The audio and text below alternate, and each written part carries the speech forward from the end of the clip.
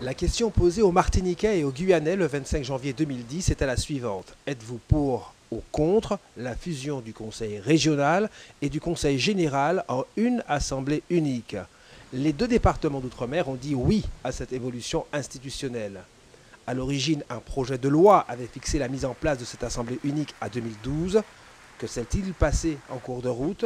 Dans les couloirs du pouvoir, la polémique grandit entre députés et sénateurs ultramarins.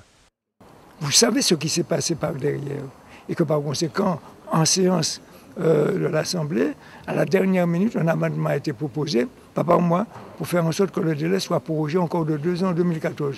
Donc je suis contre encore une nouvelle fois, si on veut prolonger comme cela se dessine, à 2015 ou 2016. Dans ce qu'Alfred Marie-Jeanne considère comme un cas de casus belli, un état de guerre, c'est l'actuel locataire du ministère des Outre-mer lui-même qui serait le coupable et partisan d'un éventuel report. Ce n'est pas d'opinion personnelle, simplement je constate un fait. L'élection sera probablement reportée à 2015. Donc le calendrier national, toutes les collectivités départementales et régionales seront en réélection en 2015.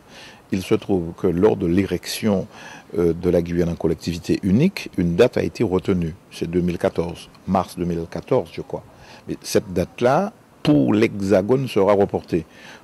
Pour la Guadeloupe et la Réunion sera reportée. Moi, je serai à l'écoute des élus de la Guyane.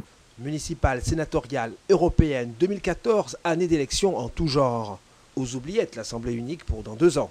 Ça n'a pas l'air de choquer plus que ça certains parlementaires guyanais qui ont d'autres préoccupations. Une question que je considère moins importante que l'état d'insécurité qui sévit actuellement. Donc le report est presque officialisé. Question de principe, de démocratie et de respect de la souveraineté des peuples, le nouveau report de l'Assemblée unique divise l'outre-mer. Jusqu'à aujourd'hui, la France est un pays de démocratie, où les uns et les autres ont le droit de vote.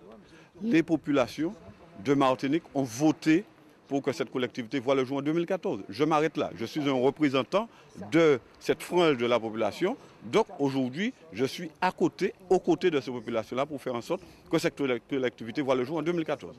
Terminé. Principe républicain. Pas de changement de calendrier électoral avant les élections. L'affaire devra donc très vite trouver son épilogue avant 2013 et c'est comme d'habitude l'État qui arbitrera.